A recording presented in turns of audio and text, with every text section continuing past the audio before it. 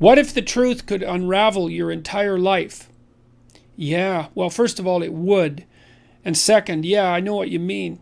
You mean, what if, I suppose that a cardinal case there would be that you did something really terrible, and that if that was revealed, it would be a catastrophic situation. It's like, without knowing the details of that, I can't provide a generic answer. I think that there are some sins that are so egregious that you don't get to confess to them. Like if you've done something terrible, and I'm not recommending this, it's just an example. If you've done something terrible and you know that if you revealed it, it would blow the lives of many people around you apart, it isn't obvious to me that you have any moral justification for confessing just to free your miserable soul. So, what if the truth could unravel your entire life?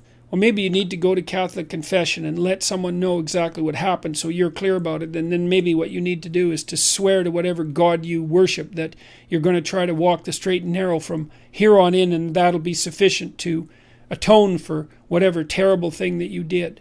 And that's a form of prayer, and it sounds like one that you desperately need, at least in principle. So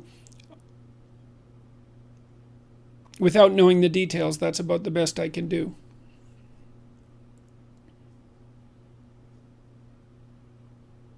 I think what put you over with so many of us was the constructive message of how to be a good man. Well, a good person, I would say.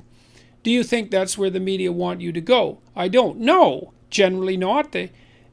I mentioned this earlier, is the media, as it disintegrates, and it certainly is disintegrating at an incredibly rapid rate, everything is political. It's as if the philosophical and the psychological and the theological don't exist.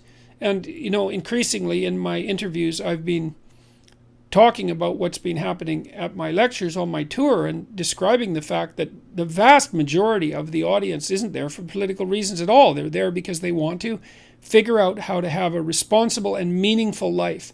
And it's as if that story just doesn't exist. The framework, which is basically a political framework and increasingly a politically correct framework, doesn't allow that to exist as a reality.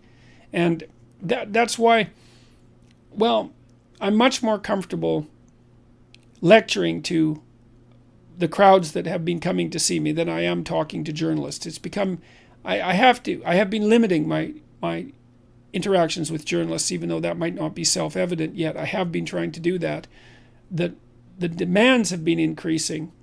So the proportion of media invitations that I'm responding to has fallen dramatically, even though the absolute number hasn't declined as precipitously. And the reason for that is that, well, I find the typical interview very stressful, very, very stressful. I'm on guard, and I would say also my attitude isn't as good as it could be anymore because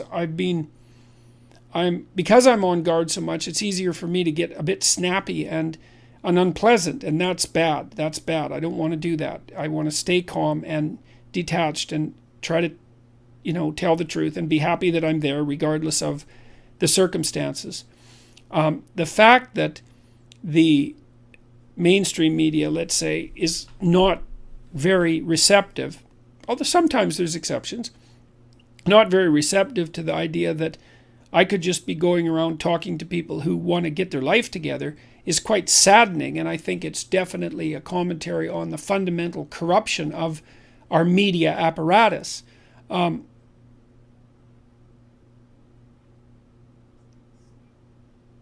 think it's better to talk on YouTube, to speak on my podcast, to do these lectures. And I think it's increasingly better to do that. The long-form discussions on YouTube, though, with people like Joe Rogan and Dave Rubin and so forth, that works just fine.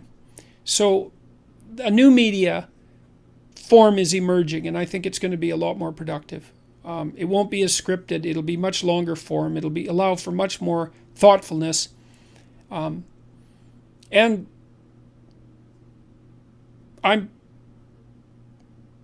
But it's okay. It's not like the media exposure, although it's been stressful, it's not like I'm not grateful for it.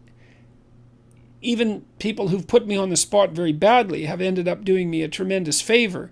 But the problem is that because the problem is I'm becoming too much on guard, and I've noticed a developing sense of impatience within me and some suspicion, and that's not good. I don't want to be in situations where those are my fundamental orientations. It's a sign of a certain amount of internal corruption on my part, and I want to be in situations where I'm speaking honestly to people who are honestly listening. That's a good situation. So